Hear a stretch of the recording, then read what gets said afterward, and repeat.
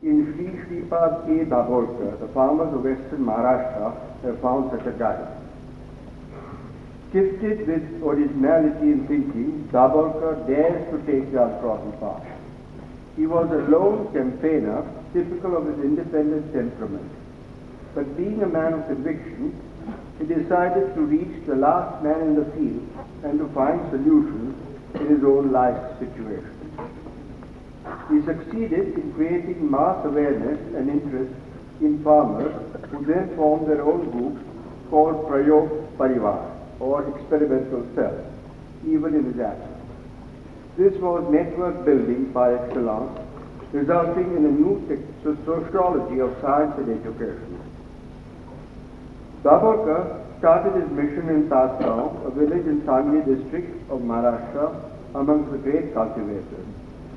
Soon the productivity in the district rose to world standards. Hitting upon new, out-of-the-way ideas is Dabholkar's specialty. He is now experimenting on making a small plot of land at measuring about 10,000 square feet a viable holding for a rural family of 4 to 5 persons, because he believes that the sunlight of the area is enough for this purpose.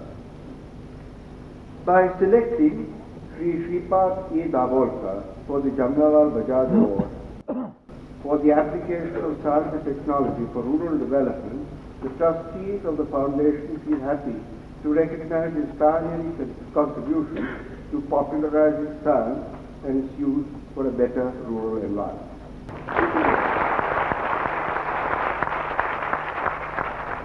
At the outset, I must express my happiness at receiving this prestigious award associated with the name of Jamnalalji.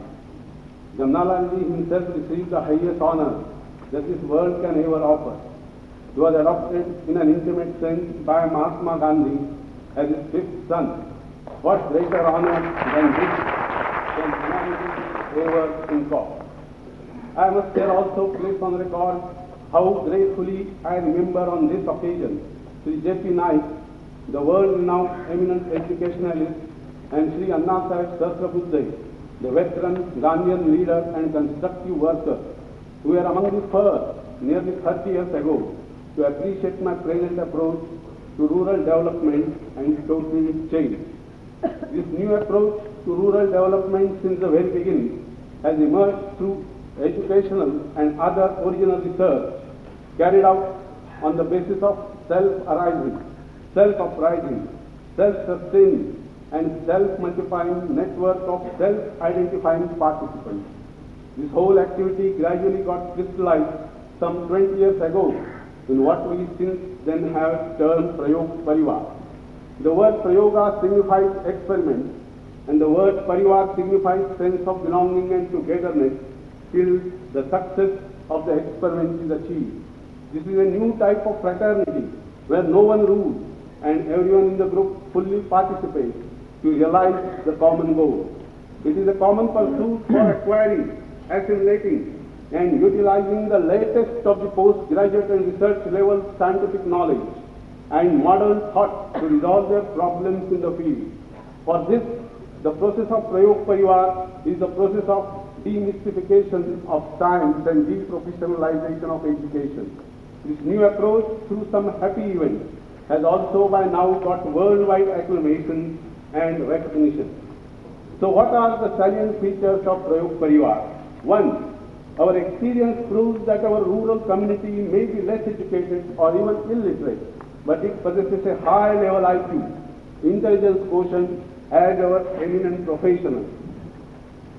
With this IQ and with the process of demystification of science, even the illiterate are capable of grasping high-level scientific knowledge and research data in the field of life that they feel is helpful to them.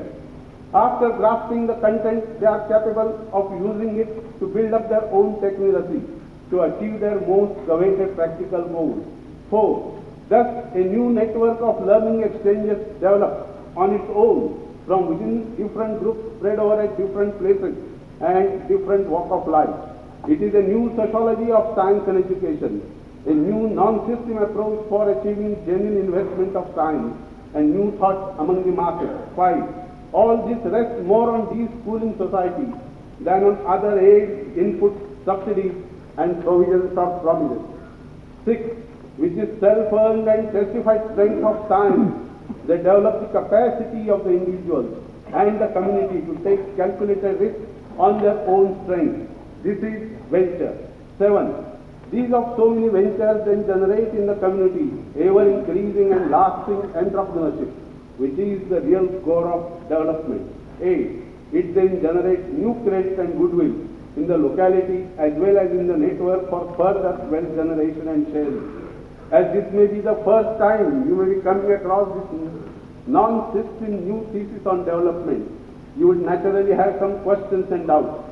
In that case, I can only invite you to join the venture from where you are and as you are and find out for yourself. It is applicable to all cases and not only to agriculture and anywhere else wherever we have a problem and are seeking solutions. So welcome one and all to join this caravan.